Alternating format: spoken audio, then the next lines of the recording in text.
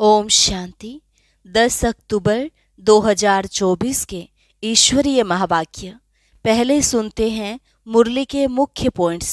बाबा ने कहा, देह सहित सब कुछ भूल अपनी आत्मा का योग मुझ बाप के साथ लगाओ। यही है मेहनत। याद की यात्रा में और कोई तकलीफ तो नहीं है, सिर्फ माया बुद्धि का योग तोड़ देती है। अगर तुम बाप को याद करो तो मदद भी मिले। जो याद नहीं करते उनकी बुद्धि जरूर कहाँ न कहाँ भटकती रहती है, तो ऐसी आत्माओं का संग नहीं करना चाहिए। दिन प्रतिदिन कायदे भी बहुत सख्त होते जाएंगे। पवित्रता का सारा मदार है याद पर। जो याद नहीं करते वह तो पतित ठहरे। फिर बाबा ने कहा, उठते बैठते चलते अंदर में यही टपकना चाहिए कि अब हम पावन बनकर पावन दुनिया में जाएंगे। बाप आए हैं पढ़ाकर देवता बनाने, तो इतनी अथाह खुशी रहनी चाहिए।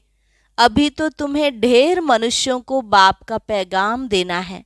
ड्रामानुसार तुम बच्चे जितना सर्विस कर प्रजा बनाते हो, अर्थात जिनका कल्याण होता है, तो उनकी फिर आशीर्वाद भी मिलती है।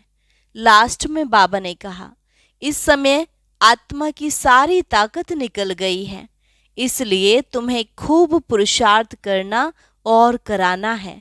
थकना नहीं है और ना ही हार्ट फेल होना है। और अब सुनते हैं महावाक्यों को विस्तार से। मुरली का सार। मीठे बच्चे, उठते बैठते बुद्धि में ज्ञान उछलता रहे तो अपार खुशी में रहेंगे। प्रश्न, तुम बच्चों को किसके संग से बहुत बहुत संभाल करनी है?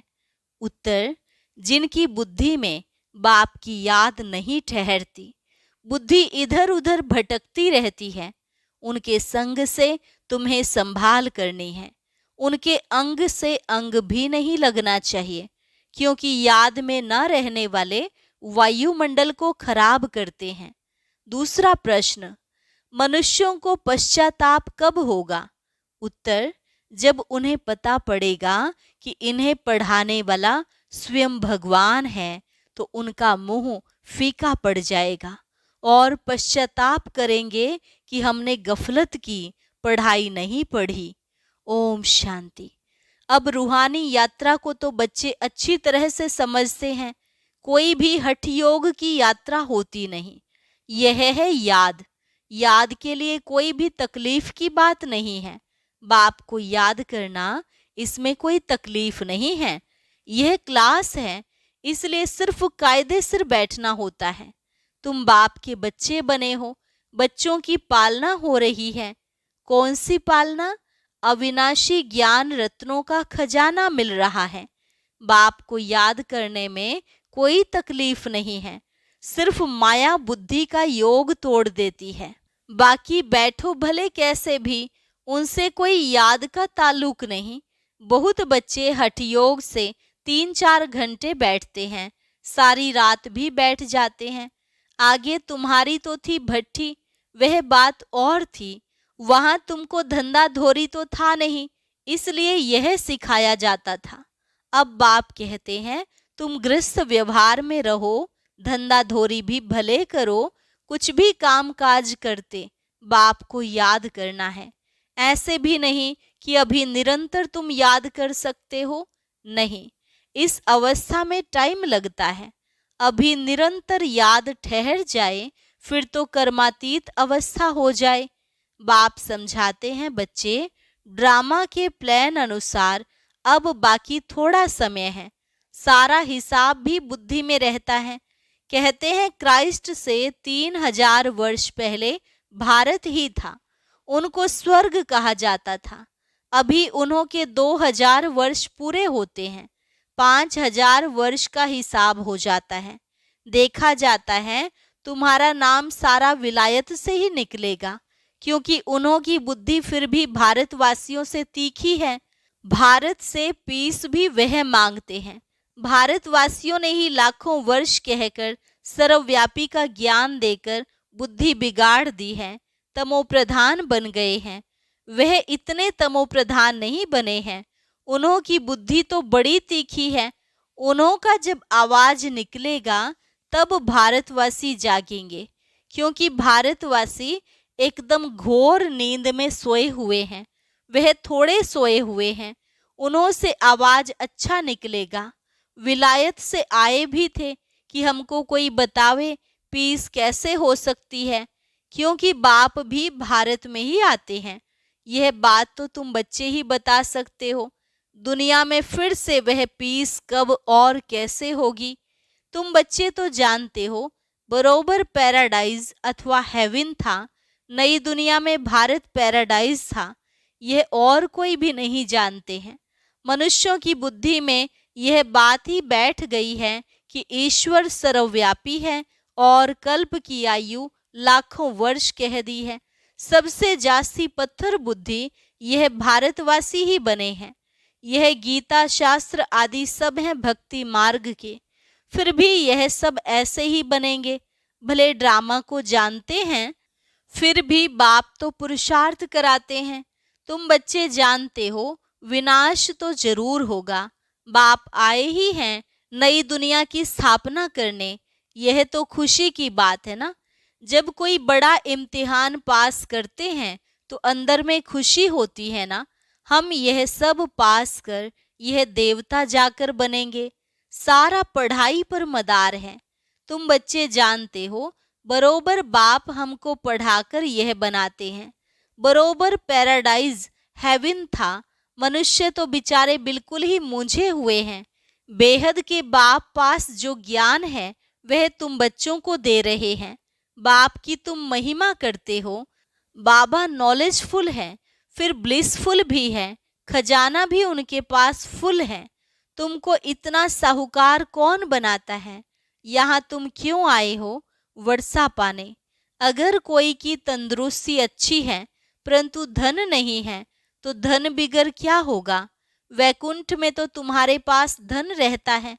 यहाँ जो जो साहूकार हैं उनको नशा रहता है।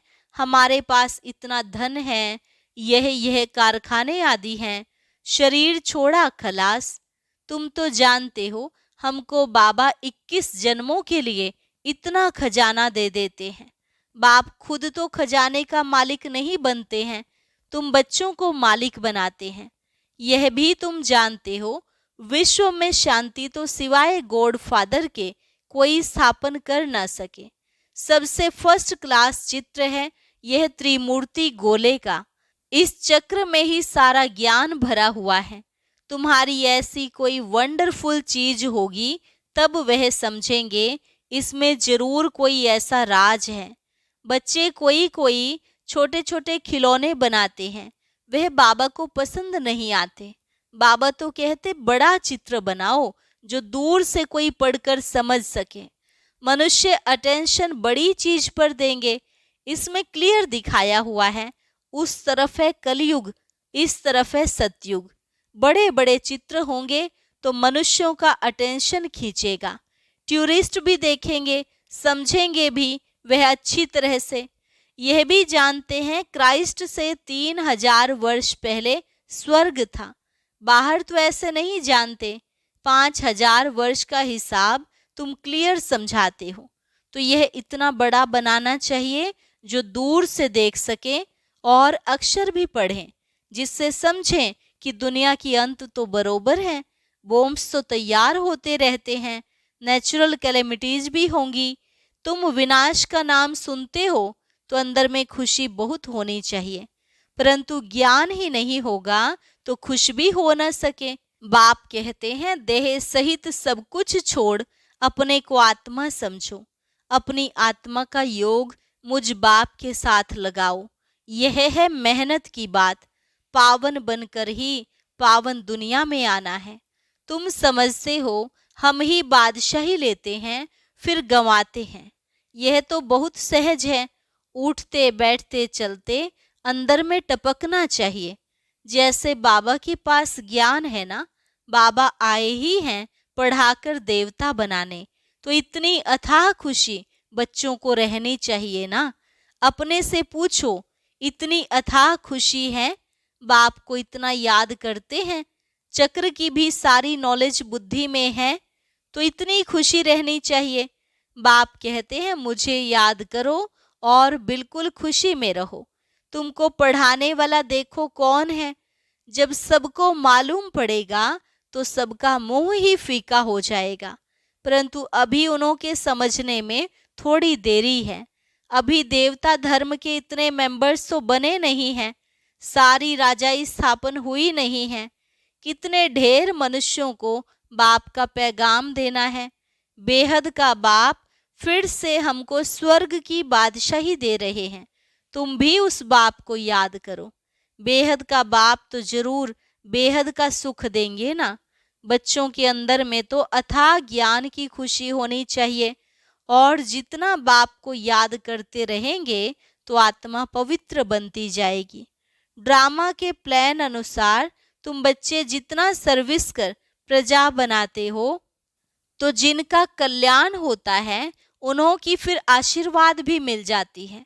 गरीबों की सर्विस करते हो, निमंत्रण देते रहो। ट्रेन में भी तुम बहुत सर्विस कर सकते हो। इतने छोटे बैज में ही कितनी नॉलेज भरी हुई है। सारी पढ़ाई का तंत्र इसमें है।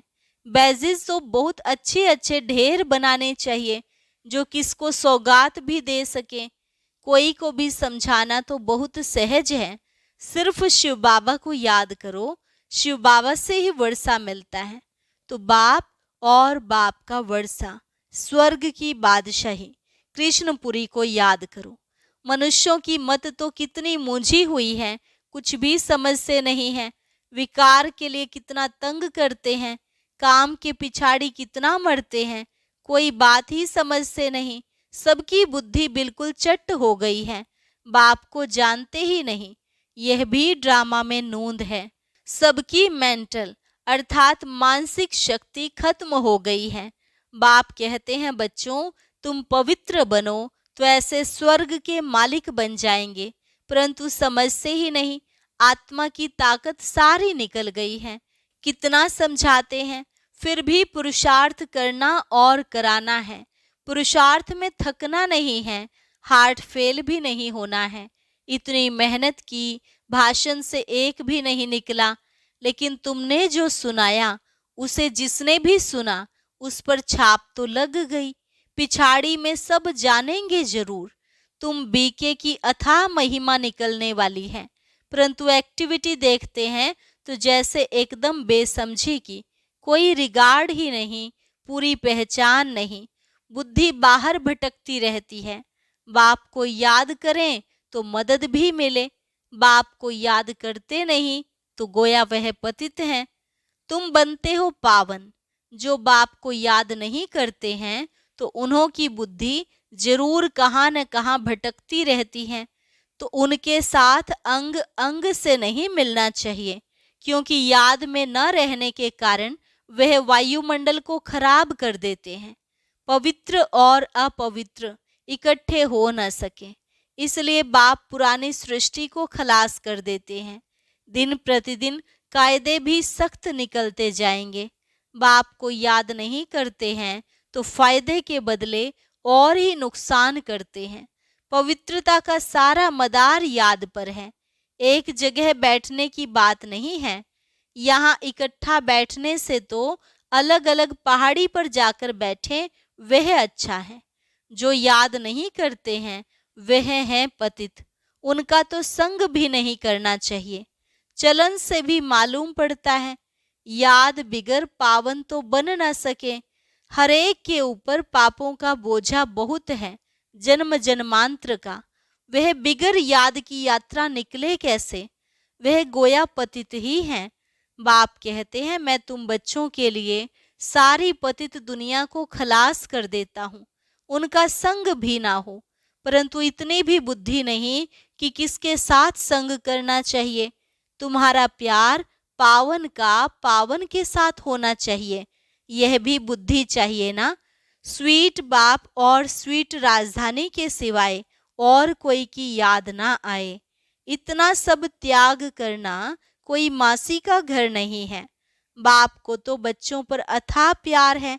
बच्चे पावन बन जाओ तो तुम पावन दुनिया के मालिक बन जाएंगे।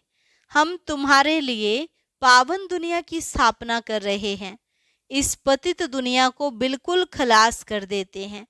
यहाँ इस पतित दुनिया में हर चीज तुमको दुख देती है।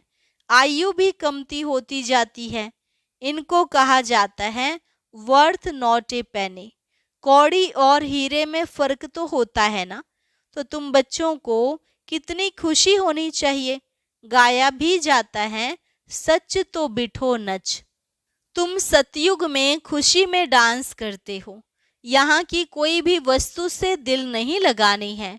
इनको तो देखते हुए देखना नहीं है। आंखें खुली होते हुए भी जैसे कि नींद हो। परंतु वह हिम्मत, वह अवस्था चाहिए। यह तो निश्चय है कि यह पुरानी दुनिया होगी ही नहीं। इतना खुशी का पारा चढ़ा रहना चाहिए। चुटकी काटनी चाहिए। अरे, हम शिव बाबा को याद करेंगे तो विश्व की बादशाही मिलेगी। हठ योग से भी बैठना नहीं है। खाते पीते काम करते बाप को याद करो। यह भी जानते हो राजधानी स्थापन हो रही है। बाप थोड़े ही कहेंगे दासी बने। बाप तो कहेंगे पुरुषार्थ करो पावन बनने का। बाप पावन बनाने का पुरुषार्थ कराते हैं। तुम फिर पतित बनते हो। कितने झूठ पाप करते हो।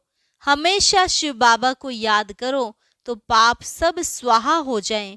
यह बाबा का यज्ञ है ना, बड़ा भारी यज्ञ है। वह लोग यज्ञ रस से हैं, लाखों रुपया खर्च करते हैं। यहाँ तो तुम जानते हो सारी दुनिया इसमें स्वाहा हो जानी है। बाहर से आवाज होगा, भारत में भी फैलेगा। एक तो बाप के साथ बुद्धि का योग हो तो पाप कटे और फिर ऊंच पद भी मिले। बाप का तो फर्ज है बच्चों को पुरुषार्थ कराना। लौकिक बाप तो बच्चों की सेवा करते हैं, सेवा लेते भी हैं। यह बाप तो कहते हैं मैं तुम बच्चों को 21 जन्मों का वर्षा देता हूँ। तो ऐसे बाप को जरूर याद करना है जिससे पाप कट जाएं। बाकी पानी से थोड़े ही पाप कटते हैं। पानी तो जहां तहां है। विलायत में भी नदियां हैं। तो क्या यहाँ की नदियां पावन बनाने वाली, विलायत की नदियां पतित बनाने वाली हैं क्या? कुछ भी मनुष्यों में समझ नहीं है। बाप को तो तरस पड़ता है। बाप समझाते हैं बच्चे गफलत मत करो। बाप इतना गुलगुल बनाते हैं तो मेहनत करनी चाहिए ना। अपने पर रहम करना है। अच्छा, मीठे मीठे सिकिलधे बच्चों प्रति माता पिता बाप दादा का याद प्यार और गुड मॉर्निंग। रूहानी बाप की रूहानी बच्चों को नमस्ते। रूहानी बच्चों की रूहानी बाप दादा को नमस्ते नमस्ते, गुड मॉर्निंग। धारणा के लिए मुख्य सार। पहली पॉइंट, यहाँ की कोई भी वस्तु में दिल नहीं लगानी है। देखते हुए भी नहीं देखना है। आंखें खुली होते भी जैसे नींद का नशा रहता, ऐसे खुशी का नशा चढ़ा हुआ हो। दूसरी पॉइंट, सारा मदार पवित्रता पर है, इसलिए संभाल करनी है कि पतित के अंग से अंग न लगे। स्वीट बाप और स्वीट राजधानी के सिवाय और कोई याद ना आए। वरदान, हद की इच्छाओं को छोड़ अच्छा बनने वाले इच्छा मात्रम अविद्या भव। हद की इच्छाओं को छोड़ अच्छा बनने वाले इच्छा मात्रम अविद्या भव। मन में कोई भी हद की इच्छा होगी तो अच्छा बनने नहीं देगी। जैसे धूप में चलते हो तो परछाई आगे जाती है, उसको अगर पकड़ने की कोशिश करो तो पकड़ नहीं सकते।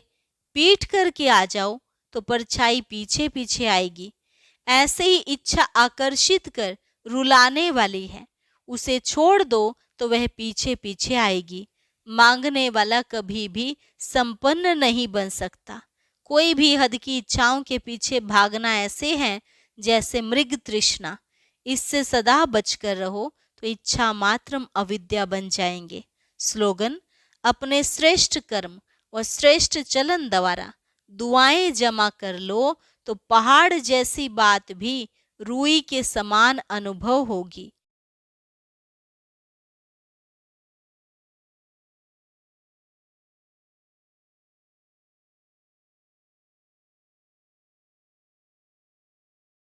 ओम शांति। अक्सर बाबा कहते हैं कि तुम बच्चों के समर्थ संकल्प ही चलने चाहिए, व्यर्थ नहीं। लेकिन आज के ज्ञान मोती में बाबा ने दोनों की परसेंटेज बताई है। जानने के लिए सुनते हैं आज का अव्यक्त ज्ञान मोती।